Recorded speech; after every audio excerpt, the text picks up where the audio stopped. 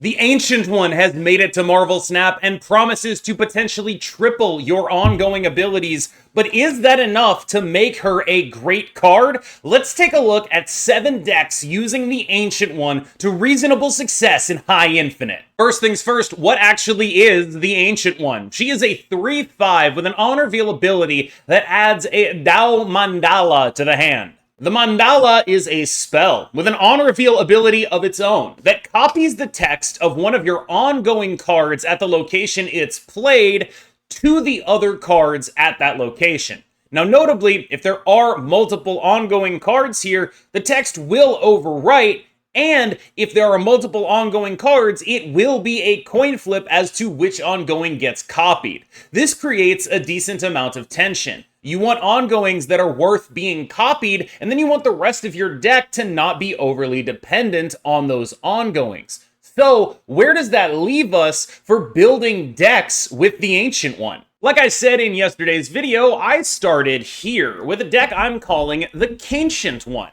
That is, of course, standing for KMBest's version of the Ancient One. Now, this is a list that I think the Ancient One is very much card number 12 in. She fulfills 2 roles here. Role number 1 is she's really not that bad to hit off of an anti-venom because you still get to play her for free and then get her spell. Role number 2 is she's pretty good backing up an Iron Patriot. And of course, the spell here is really only being used for the card Victoria Hand. Now, when you can pull it off, this is an Images of Ikonn level swing. Copying Victoria Hand's text across the 3 cards at a location will give +6 to all of your created cards, which is a massive, massive buff. That is basically Cerebro Mystique on all your created cards. Less work, better payoffs, the straightforward, logical conclusion of what people should be doing with this card. And I think another reason why this tends to overlap is that these decks are very heavy on energy cheat. And you need a lot of energy cheat to make Tau Mandala and the Ancient One work well.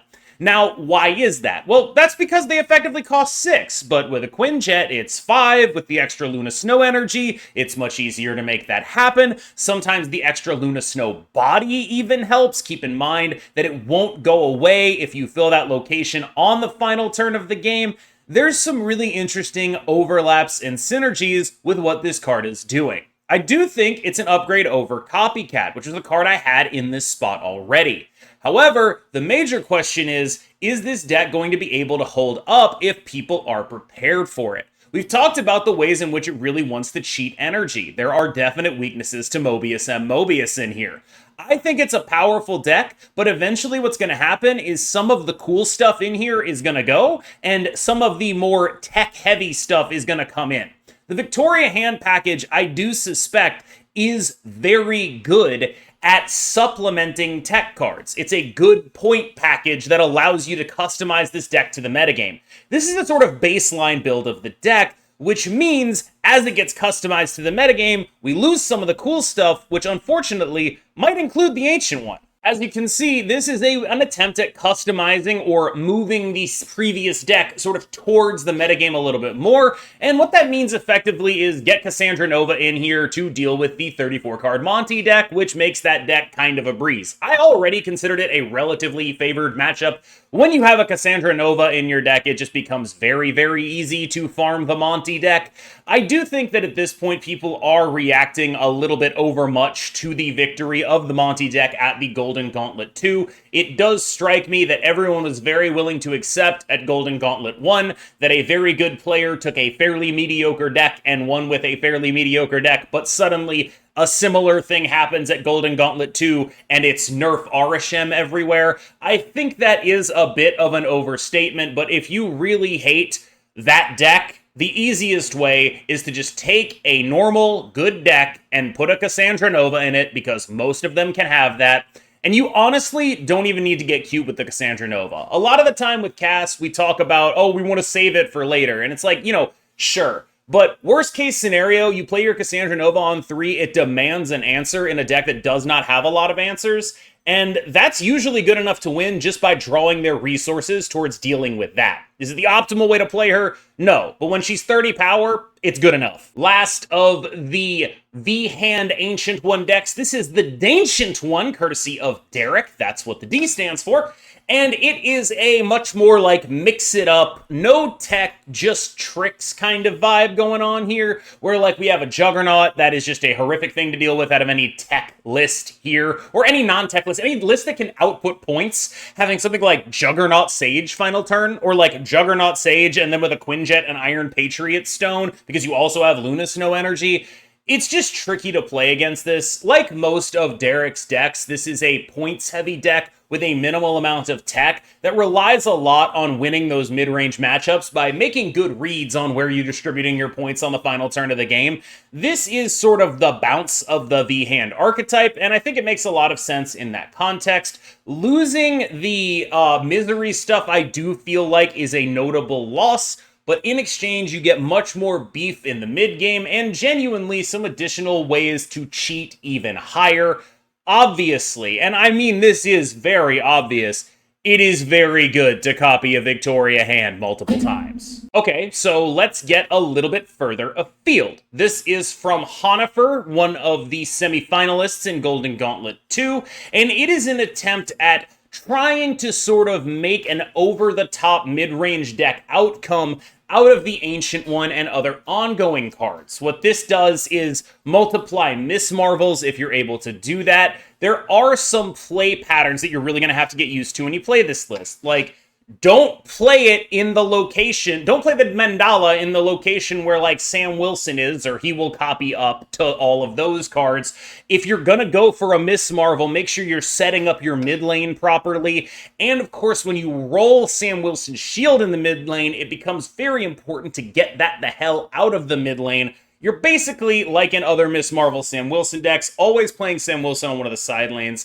There's a tension here because Sam Wilson is amazing with Ms. Marvel, but he's not amazing with the Ancient One and the Mandala. And that tension is rewarded, I should say. Like, it's worth doing what you're doing in order to get the payoff you can get, which is 3 Ms. Marvels in the mid lane, and then you plop an Onslaught down there. The point output here is genuinely massive when you pull it off, and decks that are not prepared to deal with what you're doing are going to get rolled. Like, you can do a lot of big boy stuff with this deck. It is a very interesting direction to take this archetype, and there's like so many different ways to be tricky on the final turn of games, especially after a Wiccan, that this affords you, because there are just so many different things that a Mandala can do. You can do, on the final turn, a Klaw Mandala play. Ridiculous. In a very similar way to how copying Victoria Hand 3 times is really good because it gives +6 to all the stuff that Victoria Hand hits, copying a Patriot is really good because it gives +6 to all of the things that a Patriot hits. This is a deck that goldfishes really, really, really well. And for the record, for those of you who are not familiar with other card games, goldfishing is, imagine you're playing against a goldfish who doesn't interact with you. It's not particularly a good methodology for determining what a good deck is in the context of a metagame, but it is very interesting in the context of, well, what if my opponent is playing a deck that doesn't interact with me? This is a deck that capitalizes on that. It's a very, very powerful thing to do when you play Patriot and then copy it to 3 things and then play an Ultron in that lane. You have 8 power Ultron bots coming out across the board. Obviously a very strong thing to do.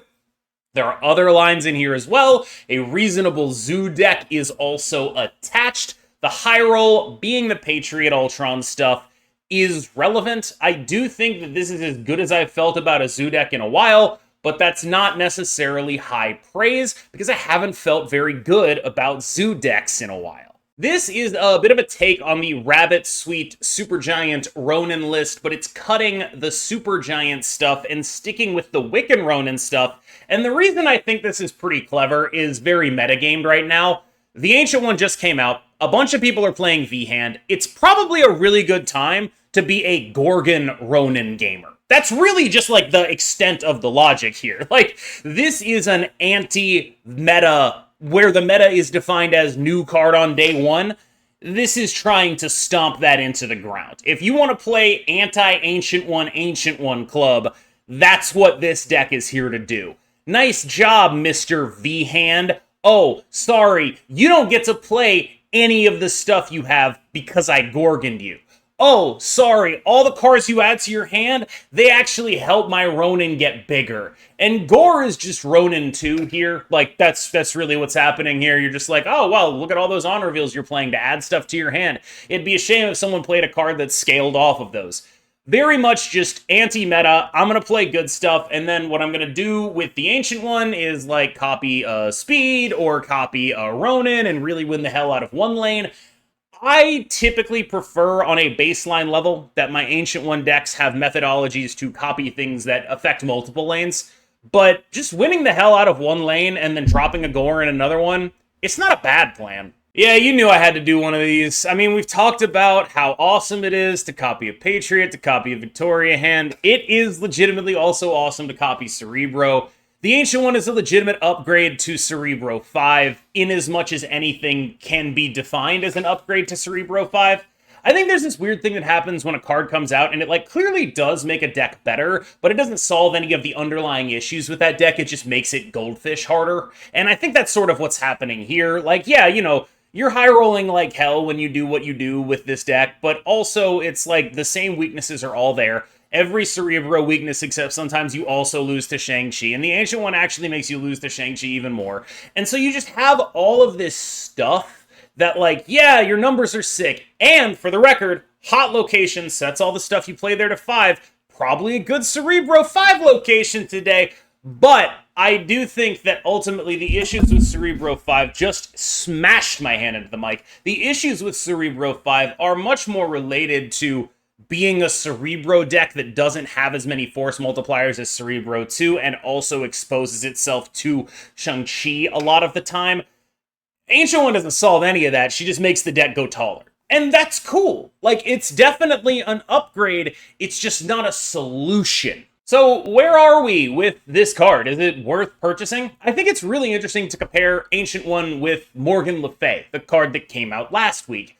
Ancient One is very much more like card 12 in some already good decks, whereas Morgan Le Fay is like card 1 in some very mediocre decks. And I think that's just a very interesting juxtaposition to have right next to each other. Because I think if you look at either of them from whatever perspective, you can find reasons to either tear them down or build them up. These are cards that exist on a sort of marginal level, but they exist there in a very different way. The Ancient One is pretty good. It's a 3/5, but you're not always going to be using her ability to the best of your ability. You're mostly going to be playing it as a 3/5 with some potential upside if you see a good spot for it. Morgan, on the other hand, is a build-around card that requires too much to be worth building around compared to other build-around cards. And that's a very different type of thing.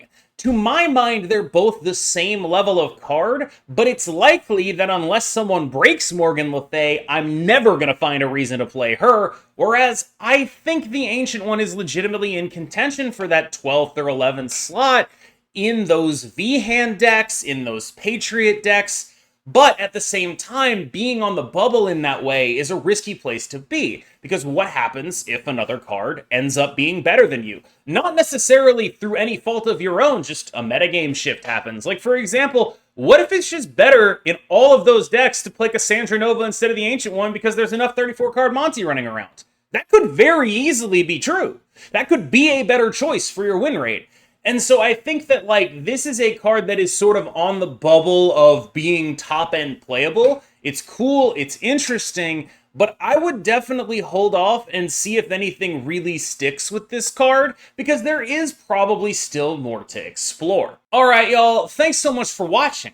As always, I've been KMBest. You have been phenomenal. Please remember to like and subscribe. Leave a comment if you have something to say. And as always, I will see you in the next one.